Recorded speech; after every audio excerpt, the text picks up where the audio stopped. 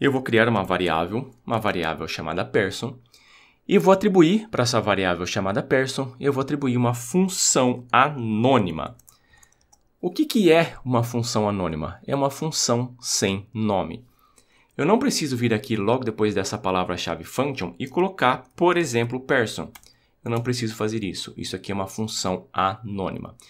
E se eu vier aqui embaixo e colocar um var_dump nesse person, nessa variável person, ele vai dar erro. Por que que ele vai dar erro?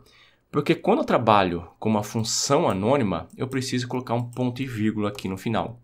Eu vou mandar executar só para você ver o erro que ele vai dar. Syntax error unexpected identifier var_dump. Porque eu preciso colocar um ponto e vírgula aqui no final. Agora, se eu mandar executar, o erro ele já sumiu. Mas olha que interessante. Apareceu que esse person aqui, ele é um objeto do tipo closure. Vamos dar uma olhada lá na documentação oficial do PHP? PHP closure. Eu vou entrar aqui. Veja que na classe aqui, closure, existe o método mágico chamado invoke.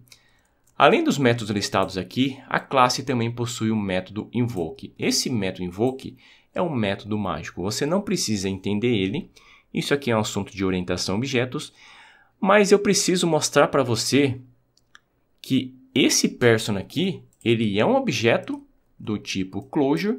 E por ele ser um objeto do tipo closure, eu tenho que vir aqui e colocar abertura e fechamento de parênteses. Porque isso aqui agora ele é uma função. Tá, não entendeu nada? Vamos lá. Eu vou criar uma classe chamada person. E vou criar o método mágico chamado invoke. E só vou colocar um return test. Vou colocar um ponto e vírgula aqui. E aqui embaixo vai ser person igual a new person. Esse person aqui, agora eu posso chamar como se fosse uma função. Por quê? Porque essa classe tem o método mágico chamado invoke. É a mesma coisa aqui nesse caso. Como assim? Porque agora isso daqui, esse person aqui, ele é um objeto do tipo closure. E a classe closure tem o método mágico chamado invoke. Eu vou vir aqui e colocar um return nessa função anônima e colocar um return test. Agora eu vou mandar executar e apareceu aqui uma string teste. Funcionou perfeitamente. Então isso daqui agora eu vou começar a chamar de closure. Eu não vou mais chamar de função anônima, eu vou chamar de closure. Por quê? Porque essa variável que recebe essa função anônima, ele é agora uma closure. Ele é um objeto do tipo closure. E como a função closure tem um método chamado invoke, tem um método mágico invoke, eu posso trabalhar com esse person aqui como se fosse uma função. Legal. Tá, mas e se eu quiser agora passar alguma coisa para dentro dessa função anônima? Se eu quiser passar alguma coisa por parâmetro, será que eu posso? Pode, sem problema nenhum.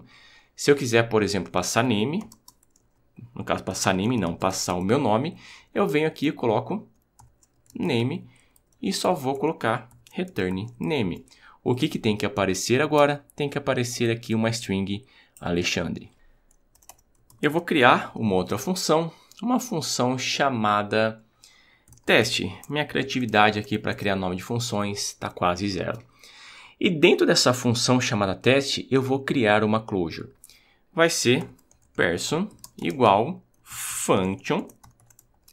E aqui dentro eu só vou colocar um return test.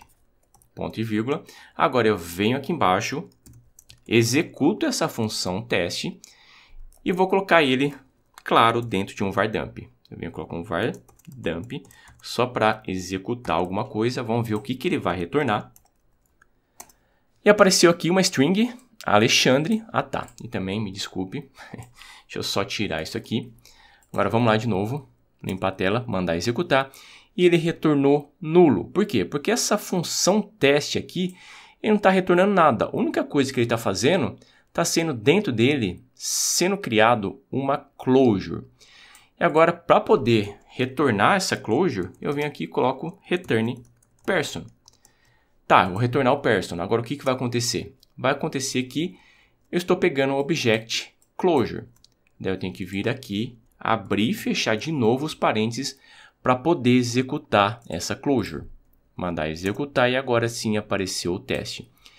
E se eu quiser passar alguma coisa por parâmetro, aqui nesse teste, nesse primeiro parâmetro aqui, para dentro dessa closure, será que eu consigo? Vamos lá.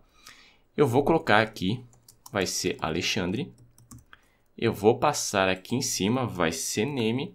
E eu vou colocar aqui, vai ser name. Name. E aqui, claro que vai ser name. Será que vai funcionar isso aqui? Limpar a tela, mandar executar. Olha o erro que deu. Ele deu aqui uncaught, argument count error, to fill argument to function closure.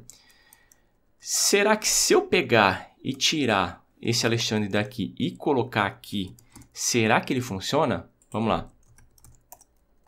Mandar executar e continua dando o mesmo problema. E qual que é esse problema? Vamos lá. Isso daqui eu já mostrei para você que é uma closure. E ele está esperando um nome. Mas na hora que eu estou retornando aqui essa closure, eu não estou abrindo parênteses, fechando parênteses e passando o nome. Eu não estou fazendo isso. Então agora, como que eu faço para poder passar o valor que eu estou passando aqui por parâmetro para dentro dessa closure aqui? Você vai ter que utilizar a palavra-chave use, abrir e fechar parênteses e colocar o name. Agora sim ele vai funcionar. E está lá, uma string Alexandre. Então, recapitulando, se eu trabalhar dessa maneira, ele vai dar um erro falando to fill arguments. Por que ele está falando to fill arguments? Porque aqui ele está esperando algum argumento e eu não estou passando nenhum.